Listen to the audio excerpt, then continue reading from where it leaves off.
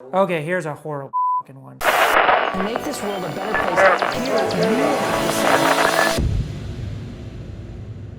say. So today I'm going to be breaking down people reaching out to me on LinkedIn trying to secure business or to connect with me. Now I've got to tell you, this is a pretty annoying subject for me. Well, I can definitively tell you it works if you do it right. I've personally closed over $20 million worth of business reaching out to major corporations on LinkedIn. Now, does that mean it's necessarily easy? No, it's not necessarily easy, but the process is simple. And it's absolutely baffling to me, some of the messages that I get in my inbox, because they just don't think. They're just trying to hawk and sell me shit that I don't even really want. Okay, so let's start with this one. Now, this isn't the worst one, but it's pretty boring. Hey, Brendan, you came up as a recommended connection here on LinkedIn. It would be great to connect if you are open to it. Well, what's the value in it for me to connect? What's in it for me? It's not really saying anything specific, just that they want to connect. So there's one of two ways that I would approach doing this. One, oftentimes I won't even send a custom message when I'm connecting with LinkedIn. I will just send them the connection request. And then once they've accepted the connection, then I will message them. Because once they've opted in to connect with me, I can send them multiple messages. I can also extract their email address and send them an email. Versus if I try and load it too much in the actual connection request, if there's no reason for me to click the accept, then I'll decline it and they have no way of connecting with me in the future. So I would rather send a blank connection request rather than an irrelevant or long-winded connection request. And you may think that somebody at a high level will not accept a connection request if there's no message in it. Trust me, they do. I've seen it work over and over again. So when doing due diligence on somebody, a few things that I look at. One, what is their past success record? Because if you show that, hey, I recognize that you had XYZ success with this specific campaign, first off, you're playing to that person and recognizing them. And everybody loves an ego boost. We love to be recognized. And if you can pull out a specific achievement, a specific campaign, or a product they helped launch, it's gonna set you apart of everybody else. It shows that you actually know who this person is, and it shows that you appreciate their perspective on business or their success. I see you. Number two is a little bit harder to read. You've got to read between the lines. But what is the biggest pain point that they're experiencing right now? So for example, when I was helping build a paid media company, I knew one of their biggest pain points was company retention. So when I was crafting that message, I was focusing on that pain point. So those are two things that I kind of look at when I'm crafting a cold outreach message on LinkedIn. So let's look at this one. Brendan, it seems to me we have a common view of business. Let's be in touch and connect. Okay, that just screams to me. I sent this to 1,000 other people. What is the common view of business? I have no idea what she's talking about. Let's be in touch and connect. Honestly, I have a very busy schedule. I am not in the business of just connecting with people. And I will oftentimes get messages of people that just want to connect with me for 10 minutes or 15 minutes. It's like, let's just have a general call and connect. I don't have time. I don't have time for this. And the people at the highest levels don't have time. You have to be specific with your purpose. So one of the biggest problems, and I'm sure we're gonna see this in some other messages today, is people are reaching out and they're just trying to sell something, and you can see they're trying to sell something. But the reality of the situation is you gotta flip it on its head, and this is a very distinct difference. I know you're experiencing X, Y, and Z problem. So I have a solution for you that I would love to talk about how I can alleviate this pain point for you, or how I can make you more successful in your job, how I can help you get promoted. So you may be asking yourself, should I just guess what their pain point is? I would avoid doing that because I get messages all the time of people guessing and they are way off. And the minute that you're way off, people are going to just shut that down, either not accept your connection request or remove you from their network. Hi, Brendan, I'm the CEO of, I'm not gonna say the name of the company. Our augmented reality web platform is for everybody. Companies can create AR and 3D experiences for a significantly lower cost with no experience required. I'm looking for introductions to financial partners and would like to connect to see if we're a fit. So he started off pretty good. The part that I thought was good was Companies can create AR and 3D experiences for a slightly lower cost with no experience required. Now again, a lot of people may not know what the heck an AR and 3D experience is, but if you were to shift that a little bit, and for me specifically, if he came to me and did his research, he would know that we spend a lot of money on our brands and for our clients on paid advertising through Facebook, Instagram, YouTube, and other platforms. So if he would have approached me and said, you know, companies with AR and 3D experiences or ads significantly lower their cost per acquisition, then I would be open and receptive to it. Now, the part that kills it for me and just screams amateur and cold outreach and screams I'm trying to get something out of you is I'm looking for introductions to financial partners and would like to connect to see if we're a fit. I have no idea who this person is. I've never met them. I've never talked to them. And already I'm supposed to make introductions to financial partners and stake my reputation on it. There's no way in hell I would do that. And approaching me right out the gate like that is screaming, I want to get something from you, but I'm not providing any value in exchange. The most important thing when reaching out to somebody is A, recognizing them as a person, that you've done your research on them, and B, how are you gonna solve something for them? What is a pain point that you can solve for them? I probably get anywhere between 500 to 750 emails a day. That's a day. So if people are messaging me with irrelevant messages that are gonna add value to my business, add value to my life, solve a big problem, I'm moving on. Okay, so here's somebody that tried to do what I'm talking about, but still falls short. Hi, Brendan, I came across your profile by accident. Congrats on your success. I'm always looking to connect and network with other smart leaders out to make a difference in the world. If I can introduce you to someone in my network that would be valuable for you, reach out and let me know. So, where did she go right with this?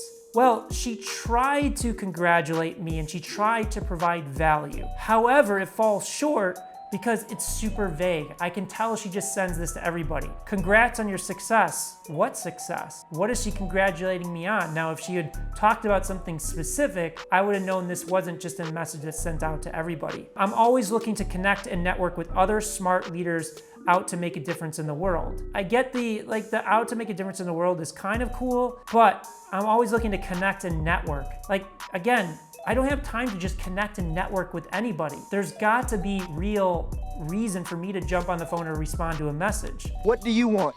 And then also, I can introduce you to someone in my network that would be valuable for you. Reach out and let me know. That's closer, but somebody specific. Do your research on me and say, I want to introduce you to X person because I think they can help you solve this specific problem. Then that would have worked. Now, I understand you may be sitting there and be like, well, then I got to customize this message for each person. Yes, if you want to have success, if you want to play at the big boys table and get bigger strategic partnerships and deals, you're going to have to put in the work. Okay, so this is a perfect example of somebody not doing their homework and just blanketly messaging emails and doing a horrible job. Hey, Brendan, I want to connect since we are both in the accounting space. Blank is a software solution that connects to banks and fetches client bank statements, automating and saving time and money. I am not in the accounting space. I've never been in the accounting space. I never will be in the accounting space. This just screams unprofessionalism. Just don't be one of those people, please. Here's an example of somebody that did it right to open up the message and probably will get me to respond. So it reads, hello Brendan, nice to virtually meet you. I'm listening to your book right now and it feels like you're talking directly to me. If by any chance you have allocated hours of your very valuable time in order to help a nonprofit who is struggling during these very challenging times, please let me know. I'm not gonna go through the rest of the message, but I just wanna break down the first part of this. What works is she's saying she's listening to my book right now. So she's recognizing me and actually taking action. So she's read my book, and I always try and respond to people that have actually taken the time to read and buy my book because it does mean a lot to me. Now, she is coming off and asking for my help, and normally I wouldn't respond, but because it's a nonprofit who's struggling, I want to give back. Okay, so here's one that may not apply to everybody, but it demonstrates value and it did get me to respond. So it says, hi Brendan, I've been following your work for some time and enjoy your writing. I am French and I'm a blogger who occasionally celebrates as many as 50,000 readers for a single post. I also publish interviews that I conduct with book authors. I'm still trying to beat my highest record, 20,000 readers for one such interview. I would really appreciate to interview you about your book. I can handle the translation in French, and I strongly believe it will help you find a publisher for a translation of your book in France, where it will surely enjoy success. He dives directly into how he's going to provide value, is that he has a blog that can reach up to 50,000 people. It can extend my reach in French. He can translate it for me. So he's providing real value, and it did get me to respond for it. This is one of the strategies that we teach people is, if you can't figure out how to get a big person to respond, ask them if you can interview them. Ask them if you can get some advice from them for an article you're writing, a book that you're planning out, because that oftentimes will get people to respond, because again, you're tapping into their desire to share information, to give back, for people to recognize their work and their brilliance. So this one's a little bit funny, and I will respond because he listened to an interview. Is I heard your blank interview. I animate podcasts. Your hair would make a good character. So it is relevant to me, and it's kind of like weird and strange, but it's different, and it's going to get me to respond because A, he listened to the interview. I mean, I'm not going to take him up on it because I don't need my hair to be turned into a character, but it is pretty creative. It's better to do something unique and stand out, but there is a fine line to it. But this is another good one. Again, it's not gonna be relevant to everybody, but it's succinct, it's clear to the point, and it's delivering value. Hi, Brendan. The Digital Marketers Organization recently brought me on to help find new speakers for all our upcoming events. I'd love to connect with you to see if you're interested in speaking at one of them. Thanks in advance. So she is trying to get something out of me, but that thing is providing value to me because it's providing speaking opportunities and helping me reach a new audience. This message came after I accepted the connection request. It says, thanks for accepting my request, Brendan. I must admit I'm kind of starstruck that you've worked with big celebrities like Taylor Swift. I'd put a swooning heart here, but you don't know me and you might think I'm weird. I'm just bringing a new product to the marketplace. We create custom-made courses and programs for experts. Love your work. Thanks again for connecting. So she did her research. She read my book. The weak part is I'm just bringing a new product to the marketplace, but she's just letting me know. She's not asking for me for anything. And then she follows up a little bit later saying, hi, Brendan, I'm looking to do a couple of quick interviews with people that have created iconic brands on social media for a LinkedIn series. Would you be interested? And that got me to respond because I want to know more about that. Once she has me on the call, she can tell me more about her platform. The goal with these messages is not to say everything and put everything out there. It's just how can you first capture somebody's attention so that you can build the conversation to the next level. And most people, they're just going out for the sale. They're just going directly out for the ask instead of incrementally building the relationship in small steps. So whenever you're crafting a cold outreach message on LinkedIn or any platform for that matter to try and close business, first and foremost, know that you shouldn't be going out with the mindset that I'm trying to get something out of somebody. I'm not trying to go in to make the sale. What I want you to think about is how can my product, how can my service provide value to the other person on the side of the table? What are the biggest pain points that they're experiencing in their business, in their life today? And then contextually wrap your product, brand, or service as the solution to that problem. Number 2 is do your research. Know who you're messaging.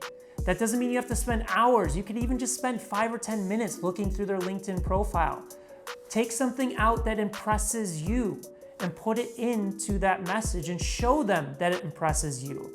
Now, I'm not saying make something up or don't be genuine. Actually find things that are interesting and call that out. Express that you appreciate what they've achieved because that will really draw people into you. And by all means, make sure that you're sending relevant messages to relevant people. In the example, I am not in the accounting business, so do not send me accounting messages. It's gonna completely fall flat. And then lastly is understand the dynamics of what we're trying to achieve here. Is we're not trying to close the deal or close the partnership or the relationship in one message. It's going to take time. Think about friends that you have. Did you just pick up and make a best friend within the first 5 minutes of meeting them? Did we just become best friends? Yup! No, it takes time. Sometimes it takes hours, days, weeks, months, or years. So take that into consideration as well. Something else I want you to think about is how annoying is it when people cold call you and try and sell you something? You know the minute that you pick up the phone that this is somebody spam calling you trying to sell you something. So just think about how much you hate that.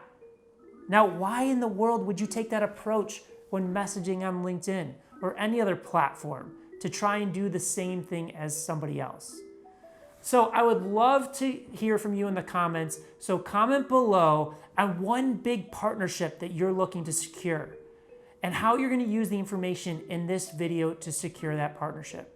Also, if you want to dive deeper into these tactics, click the link below and check out my book, Hook Point: How to Stand Out in a 3-Second World, where we cover this subject matter in depth.